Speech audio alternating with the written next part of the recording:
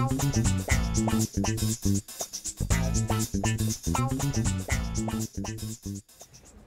wonderful to see you all here.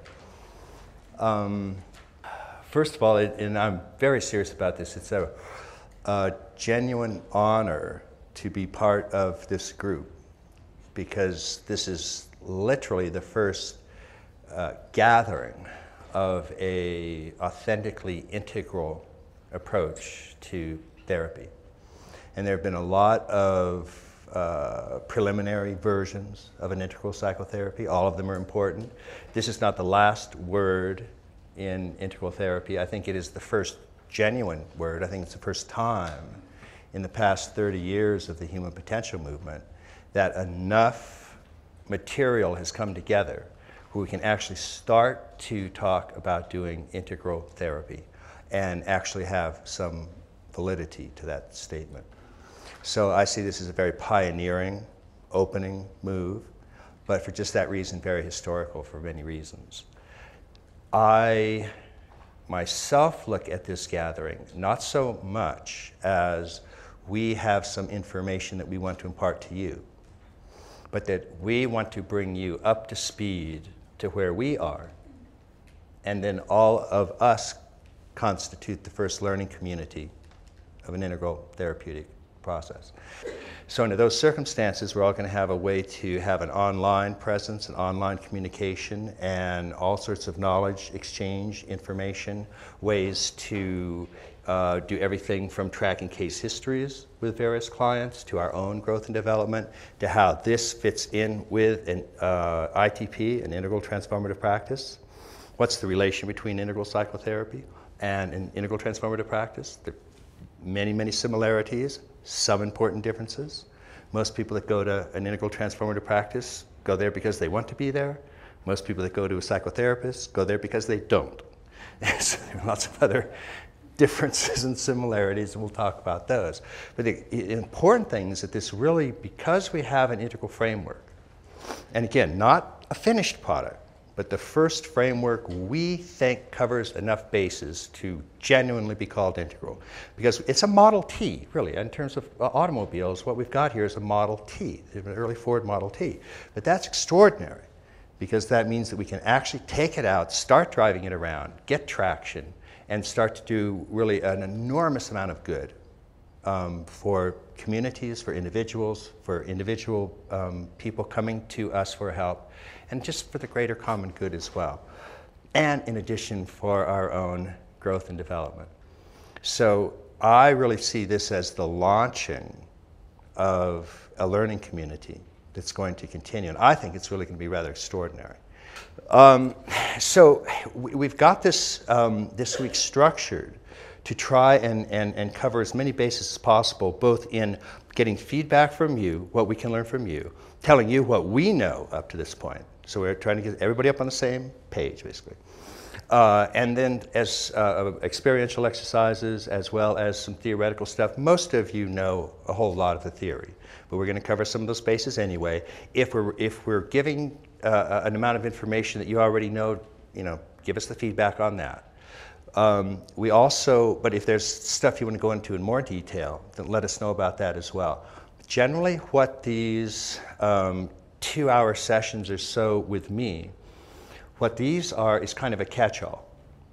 So if what's happening in the rest of the week, if there are questions, really in-depth questions that you're not getting answered, then bring them up here and I'll try to do it. If the presenters aren't doing enough jokes, let me know, I'll do the jokes for now. We're just going to bring it all up here, make sure we're covering all the bases. If there's experiential stuff you want to talk about, we can do that. If there's personal stuff you want to talk about, we can do that. It's the nature of the thing generally that the devil is in the details, that so much of what actually happens when you're doing a practice, and a therapeutic practice is a good term for that, because it means, again, it's something that, it's a praxis, it's an interactive thing that we do, and the more you practice, the better you get. So it's not something that you're applying, it's not really a technique, although those are involved. But technique originally means monological. So a plumber has a technique to fix a broken pipe, and that's technique. But we have a praxis. We have an interactive, dialogical praxis with another sentient being. And that's an extraordinary occasion, as you all know. And the deeper you move into the consciousness of any sentient being, the closer you get to God. So at some point, things start to get very, very luminous in these settings. And the brighter the light, the darker the shadow. You also touch at least 7 or 8 of the 9 rings of hell in any form of therapeutic endeavor. So you're getting the whole spectrum of human possibilities and what's going on. And the only thing that hasn't lived up to that extraordinary encounter are the models that have been used to mirror it. And those have been a travesty to the richness of what goes on in these situations. So what happens with an integral model that has quadrants and levels and lines and states and types, it's still a model, but it's a model we hope does less damage to the reality of human interaction than any other model. And therefore we call it integral. So, but we don't have, delusions of grandeur or hardly even adequacy about this. But we do want to start floating these kinds of models as a reflection of this extraordinary richness that can occur in any sort of encounter of an I and a thou, particularly when the thou comes to you for help. So this is an extraordinary adventure that we're starting. I mean, really, it's just absolutely riveting. And I think this is one of the great things in a certain sense. It's the culmination of 30 years of the human potential movement, where all of the different types of growth techniques, East and West, for the first time came together. We've never, ever, ever had that happen anywhere in history. That we've had all of the cultures available to us, with all of their growth techniques and therapeutic techniques. We could put them all on the table and say, holy mackerel, look at what we've got here.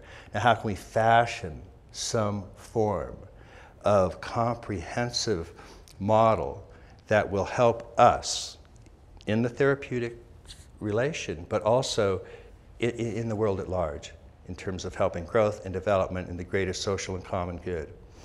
Ultimately, for those of you who are spiritually inclined, to your own realization as well, and possibly that of your clients. So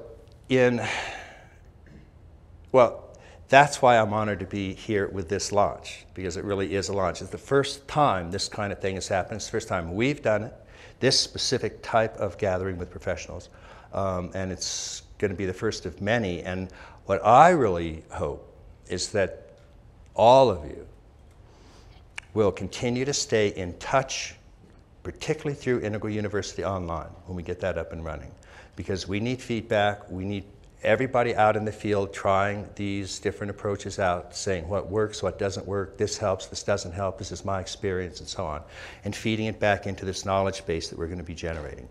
And it's the psychology, psychotherapy, consciousness, and transformative practice domains are probably some of the most important, because all of the changes that are going to occur with a human being and all the other dimensions, whether it's education or politics or how to change people's attitudes towards ecology, they all depend upon, ultimately, that one individual being able to grow to their own fullest potential.